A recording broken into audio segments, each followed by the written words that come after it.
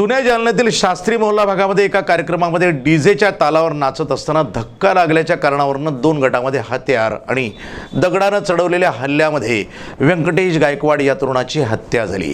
आशिष पवार हा जखमी झाला असल्याची माहिती अप्पर पोलीस अधीक्षक आयुष नोपाणे यांनी दिली आहे। जुना जालना भागातील शास्त्री मोहल्ल्याच्या पाठीमागे एका हळदी समारंभात नाचण्यासाठी आलेल्या तरुणांच्या दोन गटात वाद झाला आणि या वादातून व्यंकटेश गायकवाड या तरुणाची निर्घुण हत्या करण्यात आली असून त्याचा नातेवाईक आशिष पवार हा गंभीर जखमी झाला आहे। ही घटना रविवारी रात्री घडली असून अप्पर पोलीस अधीक्षक आयुष नोपाणे यांनी घटनास्थळ आणि रुग्णालयात भेट दिली। यावेळी या भागात तणावाचे वातावरण असल्यामुळे पोलीस बंदोबस्त वाढविण्यात आला असून 7 संशयितांना ताब्यात घेतली असल्याची माहिती अप्पर पोलीस अधीक्षक आयुष नोपाणे यांनी दिली आहे।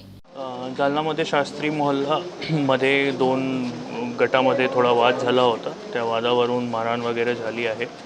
त्या मारहाणमध्ये एक मुलगा व्यंकटेश गायकवाड म्हणून आहे, तो मयत झालेला आहे आणि त्याचा एक नातेवाईक आहे, तो सुद्धा पण इंजर्ड आहे आणि आता सिव्हिल हॉस्पिटलला ॲडमिट आहे। हा घटनामध्ये आपण गुन्हा दाखल करण्याची प्रक्रिया स्टार्ट आहे। 7 संशयित आरोपी नाही म्हणू शकतो आपण, आत्तापर्यंत संशयित आहे, त्यांना आपण ताब्यात घेतलेलं आहे।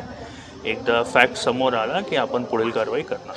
सर, घटनास्थळी खूप अस्ताव्यस्त आणि रिक्षाची तोडफोड झालेली आहे, दगडफेकसुद्धा झालेली आहे। हां, तशी माहिती पण आहे, तो आपण सगळ्या तपासमध्ये घेऊ। जे काही सखोल इन्सिडेंट झालेलं आहे त्याची सखोल चौकशी करून तो आपण इन्व्हेस्टिगेशनच्या पार्टमध्ये तो शांतता आहे। सध्या शांतता आहे, पोलीस फोर्स पण डिप्लॉईड आहे आणि सध्या पूर्ण शांतता आहे।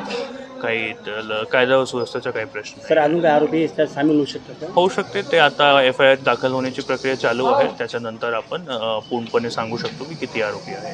सर, सध्या किती आरोपी आहेत? सध्या 7 आरोपी ताब्यात आहेत। प्रतिनिधी नाझीम मनियार, NTV न्यूज मराठी, जालना।